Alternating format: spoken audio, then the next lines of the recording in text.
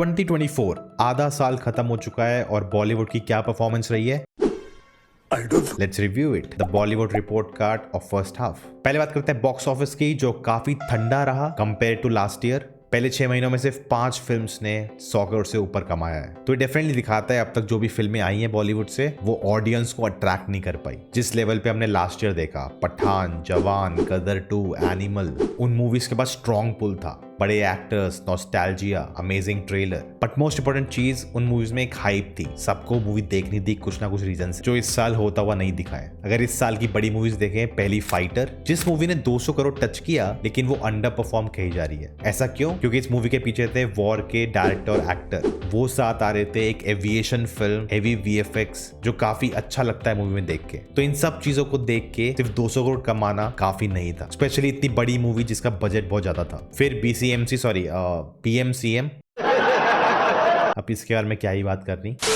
फिर चंदू चैंपियन, जो एक वेल मेड मूवी थी लेकिन कुछ स्पेशल नहीं था ऑडियंस के लिए, जो वो भाग के आए थिएटर में देखने के लिए मूवी। एक योद्धा मूवी भी आई थी सिद्धार्थ मल्होत्रा की, पता नहीं याद भी है किसी को नहीं, क्या बात कर रहे हैं। बट वही टिपिकल थिंग्स जो हम इतनी बार देख चुके हैं, जिसको कोई इंटरेस्ट नहीं था।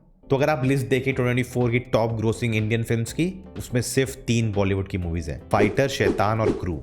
बाकी टोटली साउथ डोमिनेटेड रहा है। और अगर आप कल्कि को साइड कर दें जो हाईएस्ट ग्रोसिंग फिल्म हो चुकी है, उसके अलावा जितनी भी बाकी फिल्में हैं उनमें कोई बड़े नाम नहीं है, कोई बहुत बड़ी पिक्चरें नहीं है। हनुमान, जिसमें कोई बड़ा स्टार नहीं है लेकिन कॉन्सेप्ट बहुत बड़ा है। मल्टीपल मलयालम फिल्म्स, जो कंटेंट तो हमेशा बढ़िया था ही, अब फाइनली बॉक्स ऑफिस पे भी रूल कर रही है। तो देखा जाए बॉक्स ऑफिस वाइज काफी डिसअपॉइंटिंग ईयर अब तक, बट कुछ बड़े सरप्राइजेस भी देखने को मिले, जो अच्छा साइन है इंडस्ट्री के फ्यूचर के लिए। क्योंकि स्मॉल फिल्म्स जिनमें कोई बड़े नाम नहीं थे, उन्होंने कमाल करके दिखाया। Number 1 has to be Munjya, कोई बड़ा आर्टिस्ट नहीं, कोई बड़ा हीरो नहीं, एक हॉरर कॉमेडी फिल्म जो 100 करोड़ कर गई।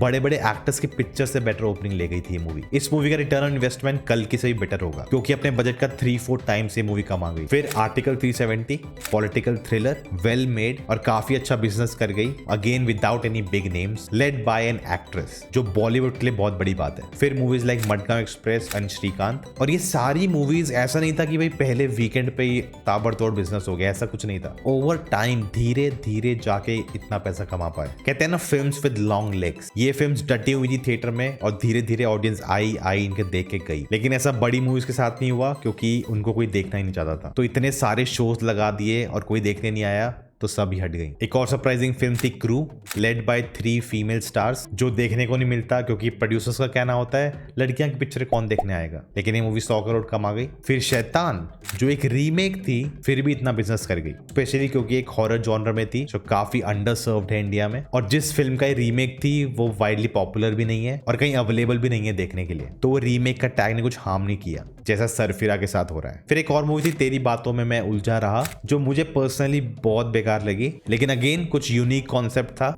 एक different sci-fi love story, and again over a time movie ने पैसा कमाया। अब ऐसा नहीं है कि बॉलीवुड में अच्छी मूवीज नहीं बनती हैं, कुछ हमें इस साल देखने को मिली भी, लेकिन ऑडियंस ने उसको सपोर्ट नहीं किया। मूवी लाइक लापता लेडीज, जो नेटफ्लिक्स पे आके बहुत पॉपुलर हो गई, लेकिन थिएटर में इतने लोग उसे देखने नहीं आए। फ्लॉप नहीं बोलूंगा, ठीक ठाक सा बिजनेस ब्रेक इवन जैसा हो गया, लेकिन जितना अक्लेम इसे नेटफ्लिक्स पे आने के बाद मिला, उतना थिएटर्स में नहीं मिला। तो क्या ये एक ओटीटी मूवी थी? अब कौन डिसाइड करे।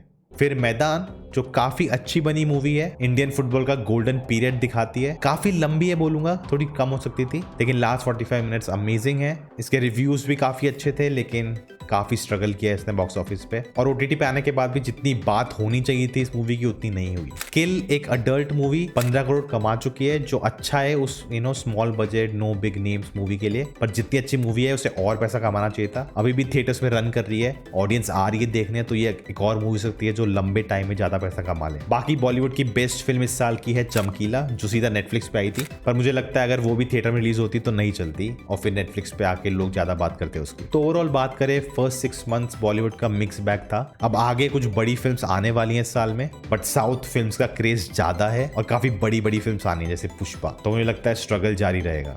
अब बॉलीवुड के पास बहुत प्रॉब्लम्स हैं जो उनको डील करना पड़ेगा। पहला तो बजट्स, इतना फालतू का पैसा उड़ाया जा रहा है मूवीज पे जहाँ नीड नहीं है, एक्टर्स की फीस और भी फालतू की डिमांड्स जो काफी न्यूज में आ रही है आजकल लोग अकेले नहीं आते, ऐसा नहीं कि एक बॉय के साथ आए, 15 लोग आते हैं, चार लोग तो आपका इंस्टाग्राम रील बना रहे होते हैं, 4 लोग इंस्टाग्राम रील बना रहे होते हैं, 3 बॉडीगार्ड होते हैं, 4 बॉडीगार्ड होते हैं, और वो सबका खर्चा जो एक ही वो अलाउड होता है क्योंकि वो एक्टर है, लेकिन जो एक्चुअल काम करता है, सारा दिन रगड़ता है, उसको उतने पैसे नहीं मिलते। फिर जो वर्किंग कंडीशंस है, जैसे मूवीज बनती हैं, राइटिंग पे ध्यान नहीं है, मार्केटिंग पे ज्यादा पैसा उड़ाया जा रहा है, रीमेक्स पे भी काम चल ही रहा है, हर महीने 1-2 अनाउंस हो ही जाती हैं। लगता है रीजनल मूवीज का काफी शौक है आपको। अरे नहीं नहीं नहीं, ये तो मेरी आने वाली फिल्मों की स्क्रिप्ट है।